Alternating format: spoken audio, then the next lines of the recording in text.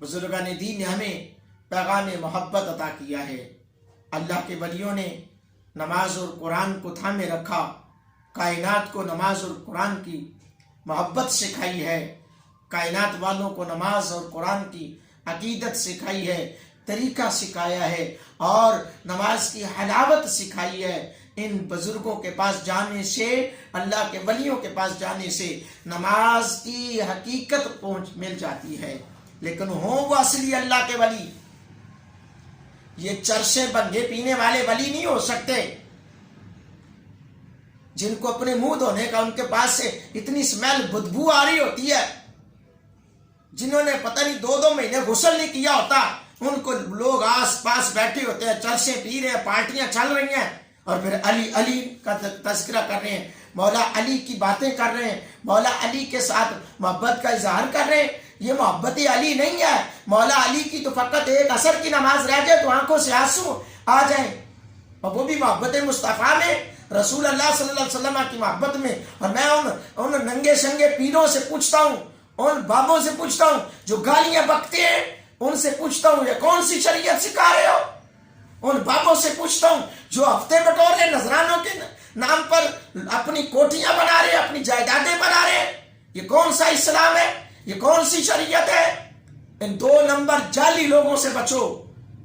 حضور نے فرمایا میرے کریم آقا علیہ الصلوۃ والسلام کے غلاموں، حضور نے فرمایا نماز میری آنکھوں کی ٹھنڈک ہے، اور یہ لوگ ان سے کہتے نماز پڑھنے کا، یہ کہیں آپ کو یا مجھے تو کہیں گی نہیں، کیونکہ خود نہیں پڑھنی، اور آ رہے ہیں یہ نوجوان نسل کو خراب کیا جا رہا ہے، دین کے نام سے لوٹا جا رہا ہے، نذرانے کے نام سے لوٹا جا رہا ہے۔ میں نذرانے لینے والے بابوں سے پوچھتا ہوں، یہ بتاؤ، ان چرسوں پینے والوں سے میں پوچھتا ہوں، جب توہین مولا علی کی جاتی ہے تم کہاں ہوتے ہو؟ جب توہین آل مصطفیٰ کی جاتی ہے تم کہاں ہوتے ہو؟ جب توہین صحابہ کی جاتی ہے تم کہاں ہوتے ہو؟ جب توہین مصطفیٰ کی جاتی ہے تم کہاں ہوتے ہو؟ تم اس ٹائم بڑی بڑی گدیوں کے مالک، حضور کی ذات پر، حضور کی ناموس پر بات آئے تو وہ اپنی گدیوں کے نشے میں رہتے ہیں، ان کو اپنی گدیوں کی پرواہ ہوتی ہے، انہیں اپنی گدیوں کی فکر ہے۔ حتیٰ کہ آج تو یہ بھی دور چل گیا، جتنے بیٹے ہیں باپ کا اتنے بیٹے کا عرس کروا رہے ہوتے ہیں، ایک نے الگ کھاتا کھولا ہوا ہے، دوسرے نے الگ کھاتا کھولا ہوا ہے، تیسرے نے آدھے مرید اس کے ہیں، آدھے اس کے ہیں، آدھے اس کے ہیں، اور ان اندھے مریدوں کو بھی نہیں پتا چلتا ہے کہ یار ان کی آپس میں بنتی نہیں ہے، یہ آپس میں تو بچھڑے پڑے ہیں، بکھرے پڑے ہیں، ہمیں کیا ملائیں گے؟ ہمیں یہ رب سے ملائیں گے؟